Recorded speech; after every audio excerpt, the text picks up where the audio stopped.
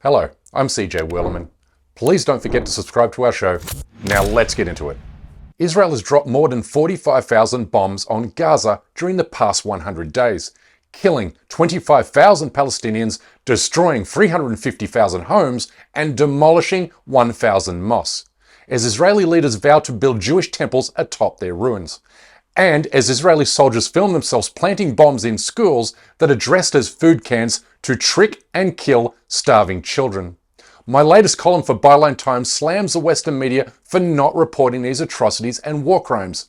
The good news, however, is this: Gaza will have the final laugh, because there's one thing Israel cannot destroy, and that's the indomitable spirit of the Palestinian resistance, which is not only fighting back against Zionist invaders, but also on the verge of launching a stunning counteroffensive, one that will reshape the region and global politics forever.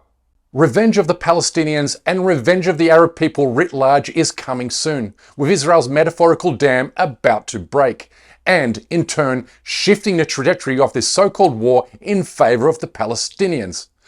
But this might be the first time you're hearing about this, because the media is under strict orders from Western governments to suppress news of the Hamas counteroffensive, out of fears that doing so will display the undeniable strength of the Palestinian resistance, while at the same time exposing the undeniable weakness of the Israeli military.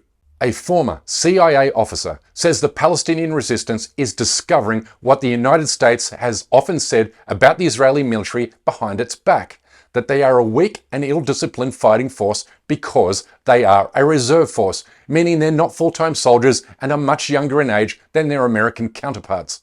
He says that whereas the typical staff sergeant in the US Army is 28 years of age, the same rank is held by a 19-year-old in Israeli armed forces, meaning they are not only lacking in experience and cohesiveness, but also fighting against an enemy who is fighting for his life, family, land, and God. And look at the performance, or let's call it the lack of performance of the IDF in Gaza. You know, they're not making progress despite what they say. The only progress that's being made is in depopulating the civilian areas with aerial bombardments from primarily aircraft. We talked about this a couple of weeks ago when 3 of the Israeli hostages broke free of their Hamas captors, took their shirts off, came out waving a white flag, and they got shot by 2 different Israeli soldiers. So this illustrates a situation in which they're poorly led, poorly trained, and the rules of engagement are very questionable. After more than 100 days of fighting in Gaza, the Palestinians have learned how to exploit these weaknesses, with a Washington DC think tank openly admitting that Hamas is turning the tide in northern Gaza, which is astonishing given Israel claims to have seized total control of this part of the strip.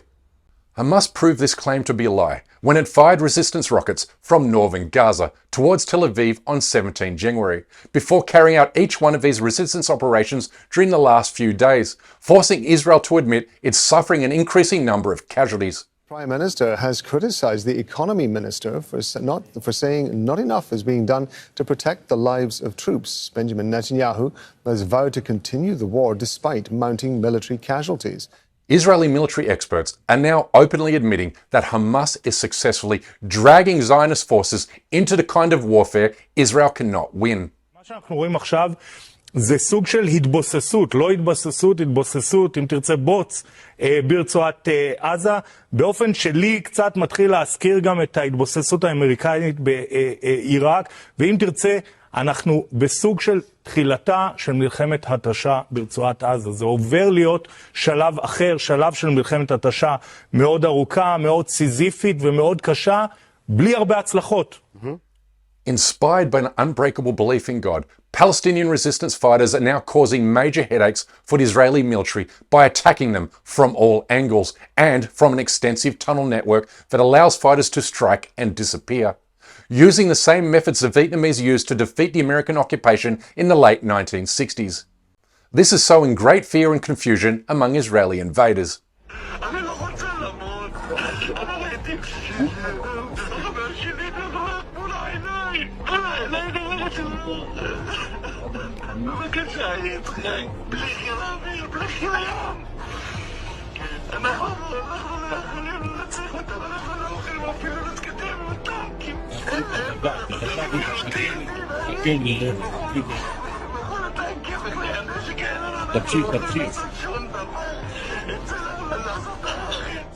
And as Hamas mobilizes and prepares for a major counteroffensive in Gaza by bringing in a record number of fresh recruits and reinforcements, we are seeing resistance groups in the occupied West Bank stepping up their operations, carrying out 4 attacks against Israeli occupation forces on 20th January alone.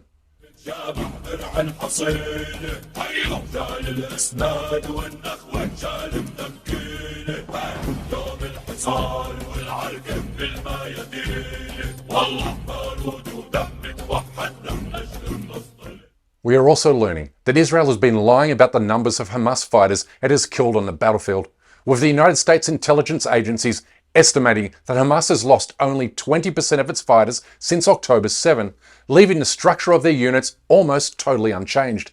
And last week, the New York Times let slip that Israel has not killed or captured any of the most senior leaders within Hamas, although they've managed to kill more than 11,000 children. But that's the Israeli military for you. It's good at bombing defenseless civilians from a remote distance, but it is hopeless against a determined foe, as illustrated by Israel's humiliating defeat in Lebanon against Hezbollah in 2006. And by almost every measure and metric, Israel and the United States are losing control of this war in Gaza and the bogus narratives they have used to defend and justify genocide. It's impossible to deny Palestinians and their allies have now seized the initiative. For instance, the US claims that Israel's invasion of Gaza has not created a wider conflict, but this map of newly created or newly ignited conflicts exposes that lie. The region is now in flames because of Zionist aggression that will come back to bite Israel in the butt. The Houthi militias in Yemen are using their military assets to essentially close all free waterways in the region, which is choking the flow of oil and gas out of the Middle East, with insurance companies saying they will no longer cover US, UK and Israeli ships. This is having a devastating effect on Israel's allies. And on Saturday, the Houthis held a military parade in the Yemeni capital to convey that they are ready for an expanding US military campaign. And it's here the US will inevitably suffer another humiliating defeat in the Middle East. Remembering the US-Saudi coalition spent 8 years trying and failing to oust the Houthis from 2014, causing the world's largest humanitarian crisis.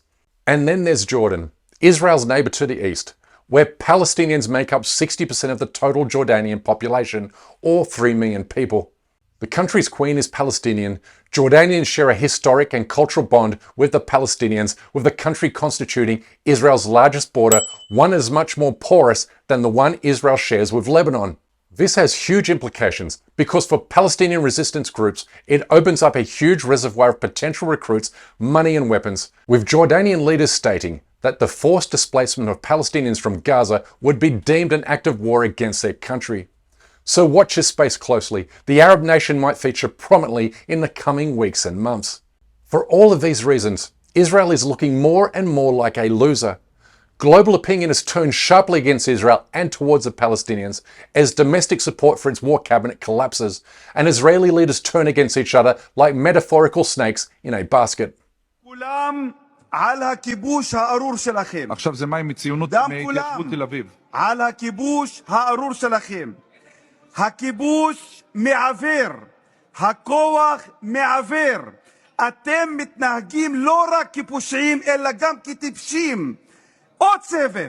תראו מה יש במחנה פליטים ג'נין. כולם גאים בג'נין ובצדק. בצדק הם גאים. ועכשיו עוד אנשים יצטרפו ללוחמים נגד הכיבוש הארור הזה.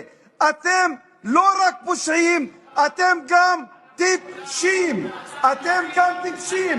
תראו את העם הפלסטיני מול הכיבוש, מול ארצות הברית. העם הפלסטיני עומד לבד. אני מבקש לדבר יפה. הכיבוש הארור וגם מול ארצות הברית. למה אני מבקש לשמור על שקט, ממשיך להיאבק? חברי הכנסת. כי הוא צודק, כי הוא נאבק למען השחרור שלו.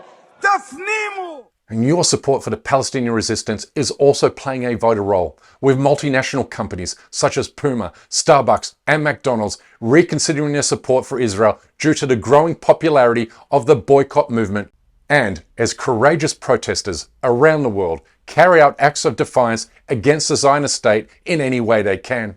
Ultimately, Palestine is winning, because the moral arc of the universe always bends towards justice, leaving Israeli occupation staring down an unexpected defeat.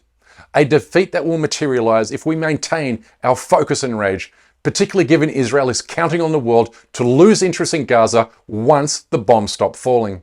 This show is dedicated to harnessing the world's attention on Palestine, at least until the occupation is defeated. Anyway, that's my time for today.